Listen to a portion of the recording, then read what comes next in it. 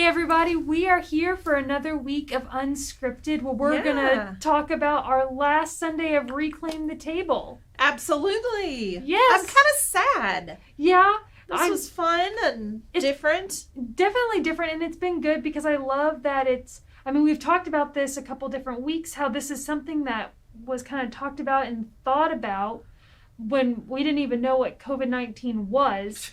And then now it just seems to fit in so perfectly with like what's going on and what everybody's going through, trying to figure out what Thanksgiving's looking like this year. Exactly. Reclaiming things that may look very different or might not have been part of our habit in the past. Yeah, it's a perfect time to do that. So yeah, definitely. So, and I think that's just been a great thing to kind of watch unfold as it's turning into this. This is something that could have spoken into our lives before COVID, and it speaks into our lives now as everyone we're just going through it together. Yeah.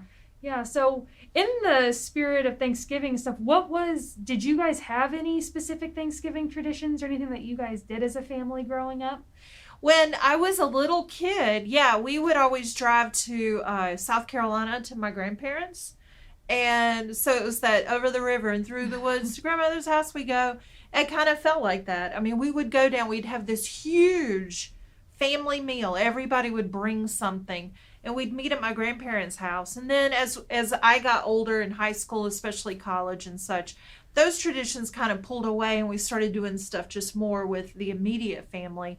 And now Thanksgiving is my holiday. I love it because, usually a little busy on Christmas. Yeah. Either Christmas Eve or I'm a zombie on Christmas Day. So Christmas now, Thanksgiving now is like the holiday I really cherish and love to cook, and I love to get ready for. That's awesome. Yeah. Yeah, when I was growing up, so my grandparents, they don't live close to each other at all, one side and the other. So Thanksgiving was always the one that we said we weren't going to travel as a family. So it was just like my parents and my siblings. And that was when we always decorated. We would have Thanksgiving on Thursday, and then Friday was always the day we decorated for Christmas. No Black Friday? Did you do Black Friday We shopping? never really got into that. It kind of scared me. I'm not gonna lie. I was like, I don't need any of that. So. Exactly. No, and anything I got to get up for at 3 a.m, no. Yeah, no. It's not that important. So I'll just decorate a Christmas tree instead of going shopping. It. That's what we always did. So, I like it. So this is a very important question. Are you a decorate for Christmas before or after Thanksgiving person? We do it after Thanksgiving too. So that's usually when because I like to wait for the girls to be home, and so Black Friday or Saturday we usually have to do it kind of in stages. Maybe, because I usually put up 2 trees.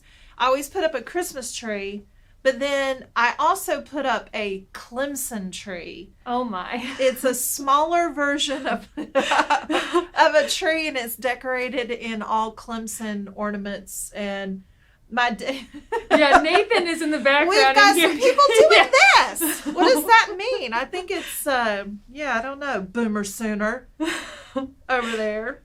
Yes, but you will definitely have to comment in the comments below if your stuff's already up before Thanksgiving, or if you're waiting till after Thanksgiving, or if you have a Clemson tree. Do you? Yeah, and can I tell you a funny story? Please. So we had our staff Christmas party at my house 2 years ago, had my Clemson tree up, and we were taking down the tree. This would have been like the 4th or 5th of January, and my daughter and I were taking all the ornaments off the Clemson tree.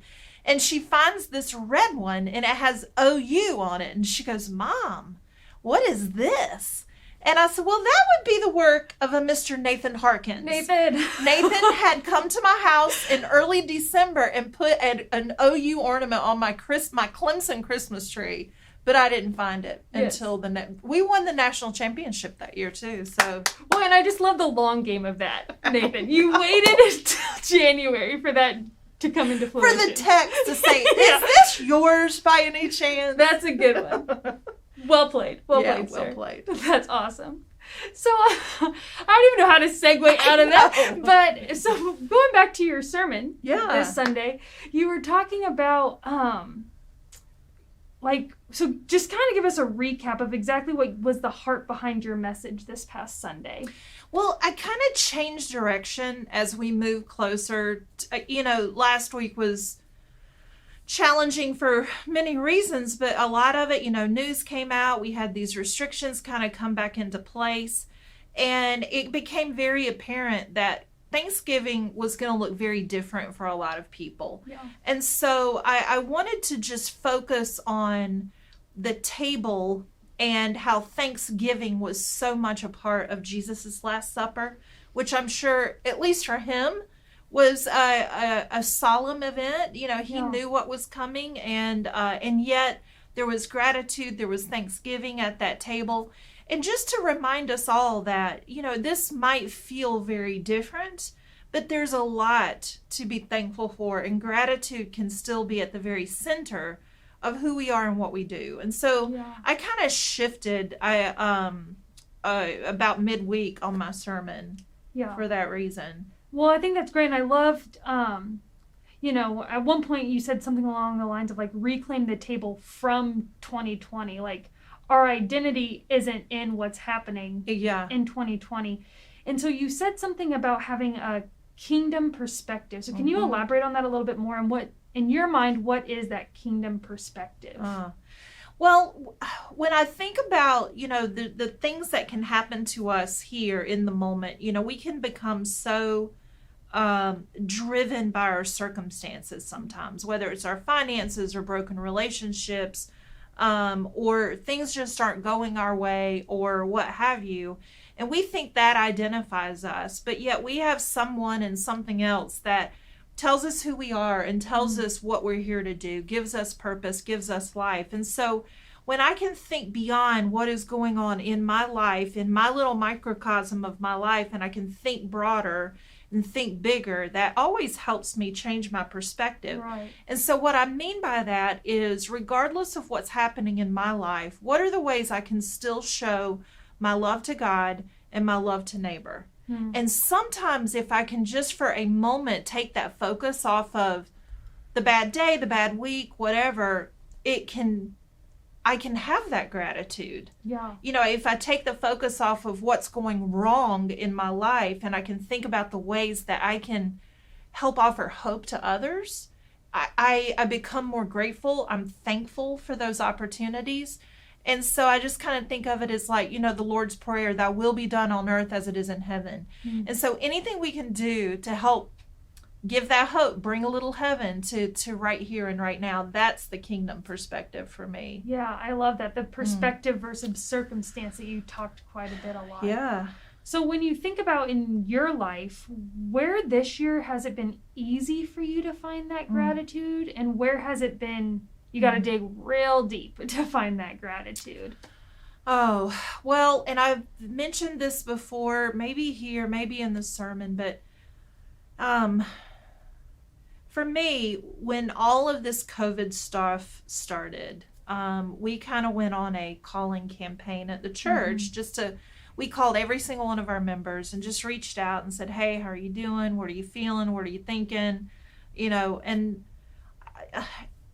I don't always get the chance to make calls like that. And I can remember in parts of April and May where I would just be on the phone all day long, talking to people who call Woods Chapel home. And for me, that was I'll treasure those conversations, because I can remember one in particular, and that person is no longer living on this side of the grave. And so I will cherish those conversations. And I saw God in them. And the fact that we're isolated, we were coming together through Christ. I remember the very first service we did online, I was like, this is going to be awful. It's going to feel so bad. But there was something that happened in that worship. The Holy Spirit was there. I remember that. I remember that because at that point it was just a very small group of staff in the band. And I remember you stepped off of the stage in the worship center, and like all of us were teary-eyed and crying. I burst into tears. Yeah, it was. Because I was like, this is going to be forever different. And it is. but it doesn't mean that the Holy Spirit isn't present and a part of it. 100%. So in those ways, God has just been like, yeah, I've been here the whole time. But on the flip side, where I've had a hard time seeing God is just sometimes in the minutia of what it means to, and it's not just ministry, it's just life. Yeah, ministry there's a lot of details, and so we're dealing with details we didn't deal with a year ago. And so just kind of getting underneath those, it can feel really hard to experience the presence of God. I know God's there. I've just covered myself up with all of the details of stuff. Yeah, I 100% identify with that. And especially is something I've really noticed about myself in this season is, because I'm in seminary right now. And so I feel like more so than ever, I use all of my creative thinking and everything here at church. So by the time I get to my seminary work, I am spent. Like, I have no more brain power to give. And in some ways, it's like, yeah, like my day is literally filled with like serving at church and then going home and learning more like of school. So like my day is jam packed with like getting like knowing Jesus and doing biblical knowledge, but it's just like the minutia of it. Like I'm still trying to find the joy in the depth of it, which is something I've been really kind of exploring, I guess, in this season of, this is all great, but it's a lot too. It is. Yeah. And it's funny you say that, because that was kind of the push behind, it was the first week of Reclaim the Table, when we said, when you're washing dishes, pray about what needs to be cleaned in you. I get where that was the first one I did. But it was kind of like, I had a seminary professor who said, it's easy to see God at the big days and holidays, Christmas Eve and on Easter, God shows up, or at least that's our perspective. God's always there. Right. It is easy to see God on those days, but it's the ordinary day. It's the middle of June when you're going to church. It's when you're doing the dishes. It's in the minutia of all of the details of life, balance between ministry, seminary, etc. Yeah. And I hear you. Creativity goes, I'm spent by 5 o'clock too. I go home. Jake's like, what do you want for dinner? I'm like, a bean and a piece of bread. I don't know. Yeah. I can't think. I don't know. So I hear you. And it's just, sometimes the greater discipline is trying to find God in the ordinary, in the detail and the minutia. Yeah. Ooh, exactly. hard. Exactly. So now that we're kind of ending this Reclaim the Table and now we're going to go into Advent, what are some things that you're just really excited about kind of moving into this new sermon series, and what's going on that you're excited about? Yeah, I think, the season of Advent is this time of anticipation. You're waiting for the birth of Christ. And I don't know that this concept of waiting has ever been so pronounced, except maybe when I was waiting on my own children to be born. But that was a different kind of waiting. Now we're waiting of, when is this going to change? Is there more coming down? When is the vaccine going to come out? When will we be able to go back out in public and feel comfortable? When can we worship together again? So this waiting, again, it's a discipline for me to, I don't know, have some patience in this time of waiting. So I don't know.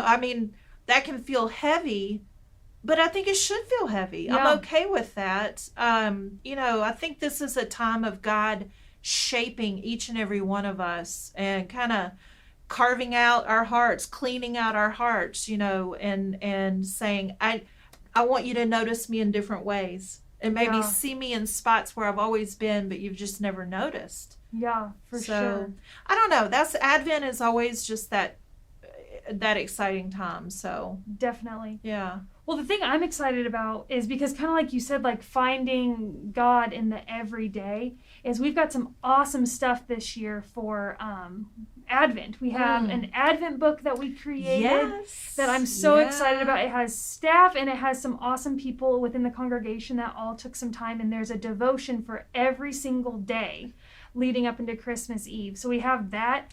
Yeah, so as we're waiting, we can wait with folks in the church who have shared their devotions. I've read it. They are really good. They're really good. And I'm so excited to share them with everybody. And We'll drop a link to the digital one, but if you can also, like, if you want a physical copy mailed to you, or you can pick them up here at the church, we want to get those out. Call us, email us. Exactly. We'll and then we also have Family Ministry created the family packs of Advent. So they're full of activities for you to do with your family throughout Advent. So you're not going to be bored in the waiting, is what we're saying. You're not going to be bored. Mm-mm. We got plenty to do, which I'm so excited about, to have those opportunities to, like you said, encounter God in the everyday, in the every moment. That's awesome. Indeed. Very good. Well, thanks for joining us, and we will see you next time. Have a great Thanksgiving, right? That's it. It's coming up, right? All right. Thanks, Bye, everybody. guys.